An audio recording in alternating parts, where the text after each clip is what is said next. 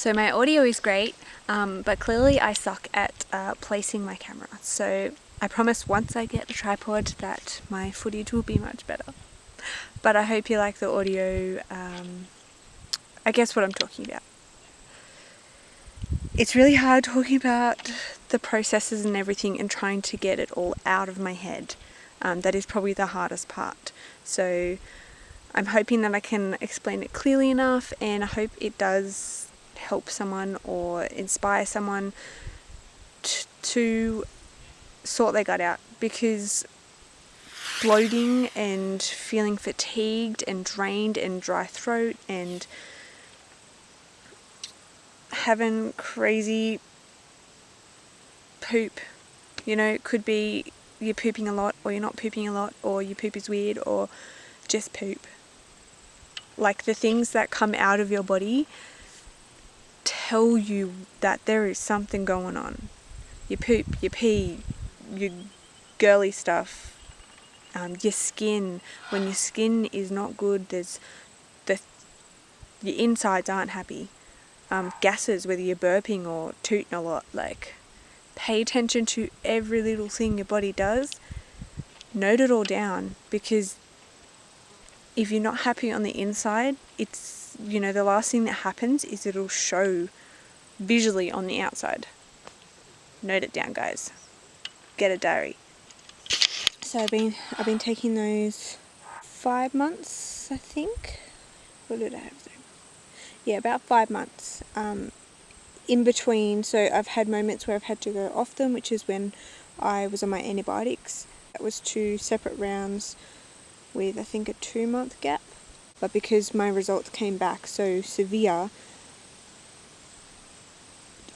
if I was to do it naturally, it would take even longer. Like, it's already been, I think, 8 or 9 months of treatments and eating specifically to try and reduce the amount of bacteria in there. So with the FODMap, whatever food you eat, say I ate like potatoes or whatever, that starch and feed the bacteria, so they would populate.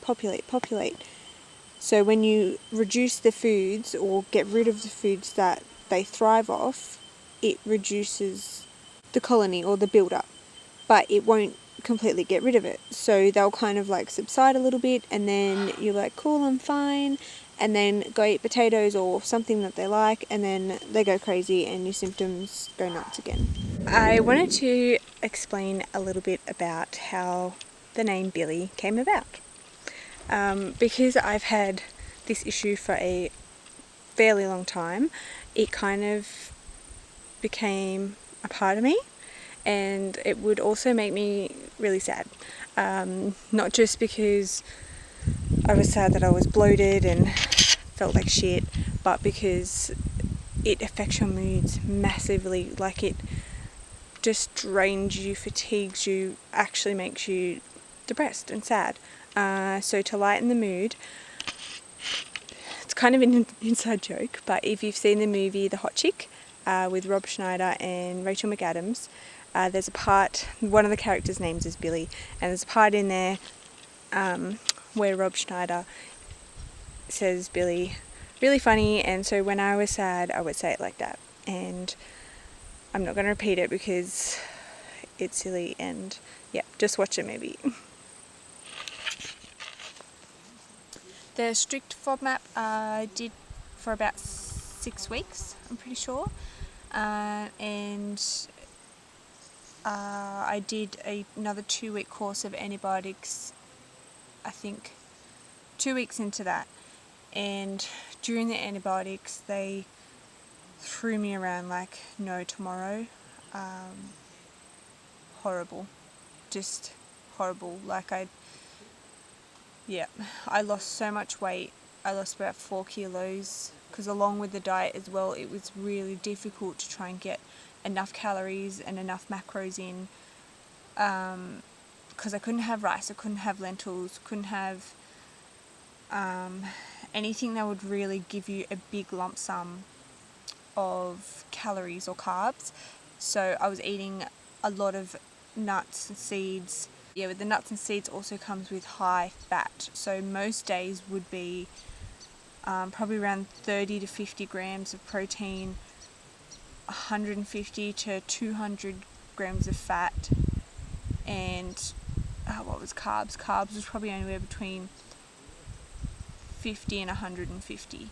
Obviously, trying to come up with this all myself has been really difficult because, like, I know a fair bit about food and how to make up recipes and mush foods together to get your macros, but still just insanely difficult. So now I'm on, everything seemed okay, had a 2-week sort of observation period after antibiotics, and then I was allowed to start slowly introducing foods back in.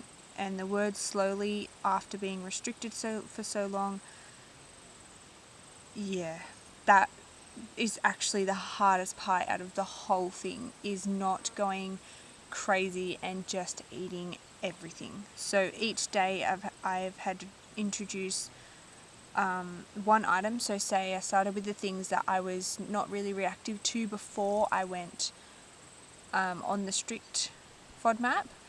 So tomatoes, cucumber, what else did I do? Peanut butter was one of the first things I tried because peanut butter is life, legit, and I needed something to look forward to. So, yeah, the last 2 weeks I've introduced a few things, getting a few of the symptoms back, which has made me a little bit sad. When you don't stick to a process properly and things come back or they don't fix or whatever, it is really disheartening. You do beat yourself up about it a lot, saying if I didn't do this, if I didn't do that, whether it's weight loss or gut treatment or, you know, a fitness goal or whatever, you do beat yourself up about it. The biggest thing I can say is that you have one life. If you want to enjoy your birthday, and I mean, I didn't even have a crazy cake on my birthday. I made a cake from scratch. It was like a raw strawberry and macadamia cheesecake, and I made some orange and Jaffa carob bliss balls as well.